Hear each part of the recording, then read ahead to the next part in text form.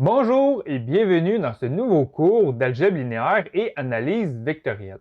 Cette semaine, on va apprendre, entre autres, les fonctions vectorielles. Une fonction vectorielle, ça va nous permettre de décrire la position d'un point qui se déplace dans l'espace selon une seule variable, souvent la variable t.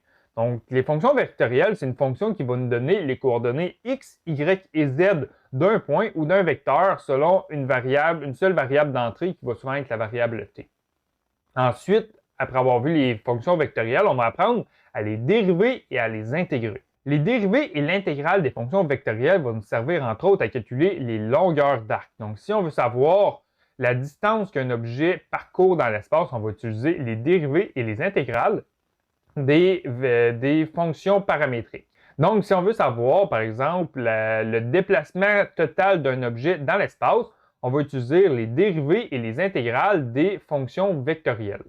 Une autre utilité des dérivées, on va être en mesure de calculer la vitesse ou l'accélération d'un objet dans l'espace. Donc, si on lance un objet et on veut savoir sa vitesse à un moment précis, on va utiliser la dérivée de la fonction vectorielle.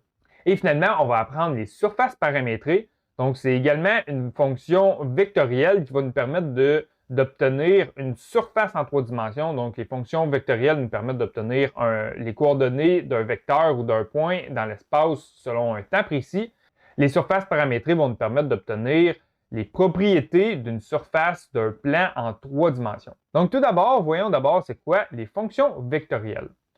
Comme j'ai mentionné, les fonctions vectorielles nous permettent de décrire un point qui se déplace dans l'espace. La fonction vectorielle, on va la nommer R.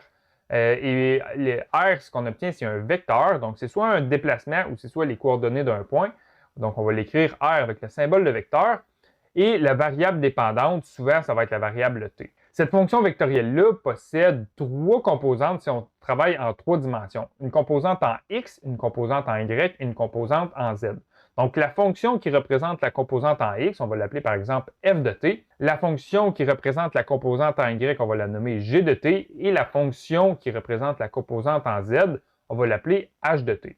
Donc, la première étape qu'on veut pour dessiner une fonction vectorielle en 3 dimensions, on va réécrire ces composantes-là sous la forme d'équations paramétriques. Donc, on va écrire les composantes x, y et z correspondantes. Une fois qu'on va avoir fait ça, on va déterminer de quelle figure il s'agit. Donc, pour déterminer de quelle figure il s'agit, on peut soit utiliser la feuille de mémoire ici, qui nous décrit quelques-unes des figures en 3 dimensions selon l'équation qu'on a.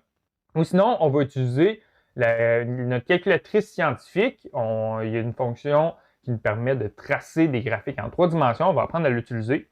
Et ça va nous permettre de mieux comprendre avec quelle figure on travaille en 3 dimensions.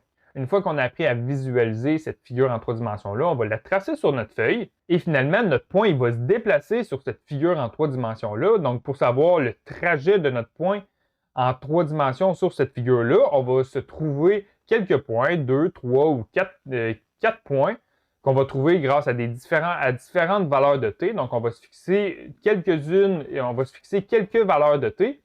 Ça va nous donner des coordonnées de points et on va placer ces points-là sur notre surface en 3 dimensions et ça va nous permettre de tracer le trajet de notre fonction vectorielle. Ici, j'ai marqué une petite note qui va nous aider à déterminer de quelle figure il s'agit. Si on a sinus au carré d'un terme plus cosinus au carré d'un terme, le résultat qu'on va obtenir, c'est 1. Donc, cette note-là, on va la retrouver à quelques moments. Vous allez voir, on va apprendre à l'utiliser dans le cadre d'exercice. Ça va nous permettre de mieux visualiser en 3 dimensions avec quelle figure on travaille. Aussi, si on veut calculer la limite de notre fonction vectorielle, ce qu'on va faire, on va calculer la limite de la composante en x, la limite de la composante en y et la limite de la composante en z. Et ça va nous permettre de trouver la limite de notre fonction vectorielle. Donc, on va y aller à l'instant avec quelques exercices pour nous habituer à travailler avec les fonctions vectorielles.